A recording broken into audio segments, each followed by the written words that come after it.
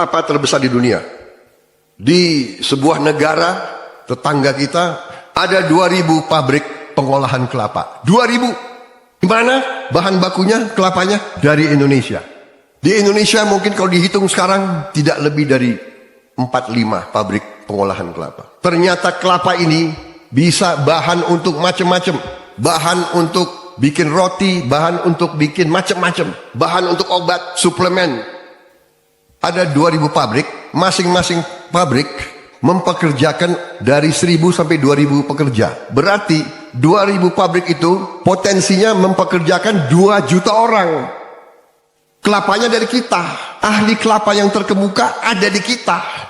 Pohon kelapa yang alam sekarang, satu kelapa 1 tahun mungkin 40 buah. Dengan bioteknologi, dengan benih-benih yang baru, kita mungkin sekarang bisa satu kelapa 100 buah setahun.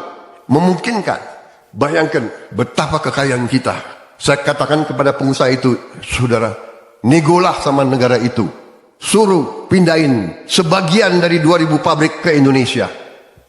Saya berharap dalam 2-3 tahun akan ada puluhan, ratusan pabrik-pabrik pengolahan kelapa. Itu baru satu bidang. Kita merencanakan 21 komoditas yang pabrik pengolahannya harus di Indonesia. 21. Para sarjana yang hari ini di wisuda, saya kalau tidak salah, saya beri hadiah buku saya. Sudah terima, saudara? Harus dibaca itu ya, jangan dipajang aja. Rumput laut sekarang bisa mengganti pupuk kita. Nanti rumput laut juga bisa menjadi solar. Kita juga sekarang sudah punya teknologi untuk solar kita dari kelapa sawit. Sekarang kita sudah menghasilkan B35, tapi sudah uji coba B100. Kita sudah bisa bikin B100. Artinya solar biodiesel dari kelapa sawit 100%. Kita tidak akan impor lagi solar dari luar negeri. Karena kita punya produksi kelapa sawit sekarang 48 juta ton. Mungkin 2 tahun lagi akan menjadi 70 juta ton. Saudara-saudara sekalian, apa artinya? Artinya nanti BBM kita akan ramah lingkungan. Tidak ada polusi. Dan terbarukan. Bukan kita ambil minyak dari tanah habis, gas dari tanah habis, tidak. Selama ada matahari dan selama ada hujan, pengairan, tiap tahun kita bisa panen solar. Banyak negara iri sama Indonesia. Kita nanti green energy dan kita akan swasembada energi, saudara-saudara sekalian. Bensin dari mana? Dari etanol. Etanol dari mana? Dari tebu, dari singkong, saudara-saudara sekalian.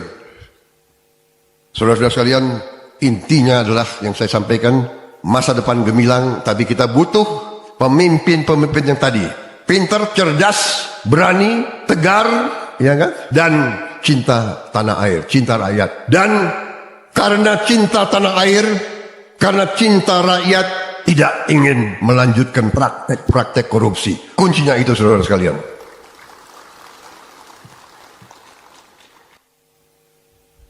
Pintar, cerdas, berani, tegar, cinta tanah air, cinta rakyat. Jangan sekali-sekali mencuri dari negara, bangsa, dan rakyat Indonesia. Ya. Harus menjadi kuat. Ingin kaya, bagus. Supaya orang kaya membantu orang yang kurang kaya dan belum kaya. Harus jadi kuat, kaya untuk membantu yang lemah.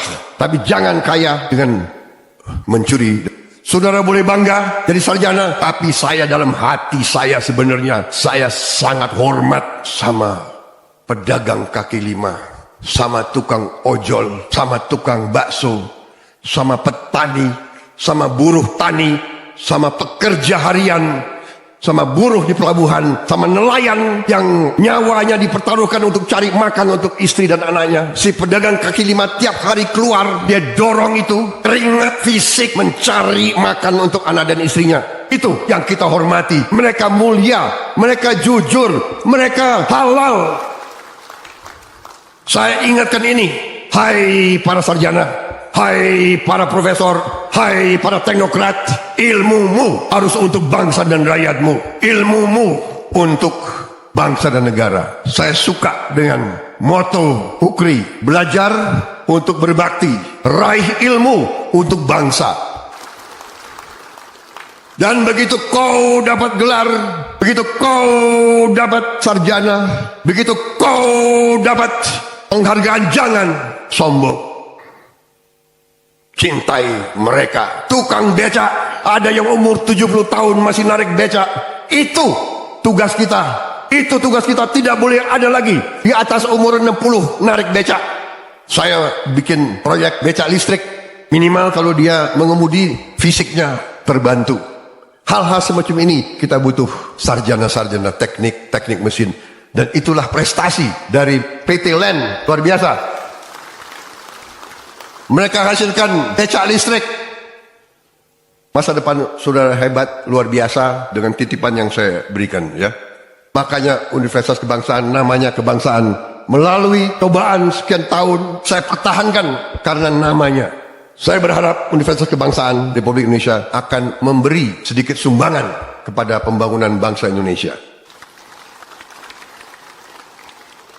Saya tutup dengan mengutip dua tokoh bangsa. Pertama, Ki Hajar Dewantoro yang mengajarkan kepada kita salah satu ilmu kepemimpinan yang sangat penting yang diambil alih sekarang juga oleh banyak institusi termasuk di TNI.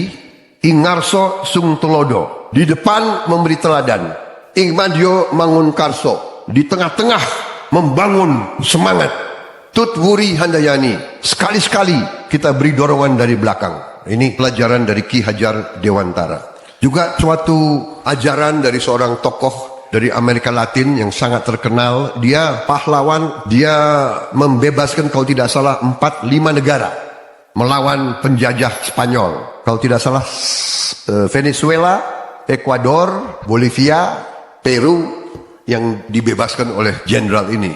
Namanya Simon Bolivar. Dia membebaskan, tetapi dia tidak mau. Kalau tidak salah dia sempat menjadi presiden mungkin sebentar, dia mengundurkan diri dan dia meninggal karena sakit. Tapi dia tinggalkan suatu pelajaran dan dia sekarang di Amerika Latin sangat dicintai, sangat dihormati. Pelajaran dia saya kira patut kita ingat. Kita kalau mau maju kita harus belajar dari mana saja. Belajar dari siapapun yang baik. Suatu bangsa akan berjalan menuju kebesaran dengan cepat, sesuai dengan kecepatan pendidikan mereka. Suatu bangsa akan terbang jika pendidikannya baik. Suatu bangsa akan runtuh jika pendidikannya diabaikan. Karena itu saya setelah sah ditetapkan sebagai presiden terpilih dan insya Allah saya menjadi presiden Republik Indonesia secara resmi pada Oktober tanggal 20 yang akan datang. Saya bertekad tugas yang diberikan kepada saya oleh rakyat Indonesia, saya anggap juga sebagai tugas mulia yang diberikan di atas pundak saya oleh Yang Maha Kuasa.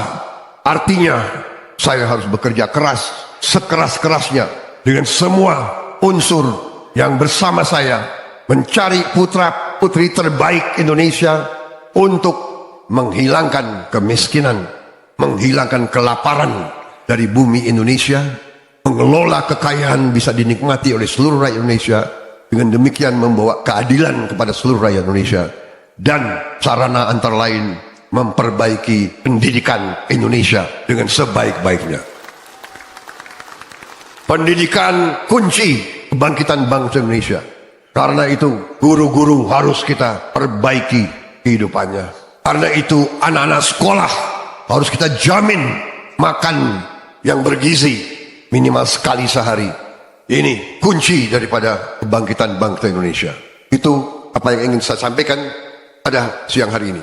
Saya mau kasih tahu sebetulnya saya dalam keadaan flu sudah berapa hari ini. Tadi malam saya berpikir mungkin saya tidak datang ke Bandung. Saya akan siapkan Vicon. Tetapi setelah saya berpikir, tidak, ini kehormatan bagi saya diundang. Kehormatan bagi saya. Jadi yang tadi batuk-batuk hari ini agak hilang batunya. Baik, terima kasih atas perhatian saudara. Minta maaf kalau ada kata-kata saya yang kurang berkenan. Akhirnya sifat asli Prabowo kelihatan juga.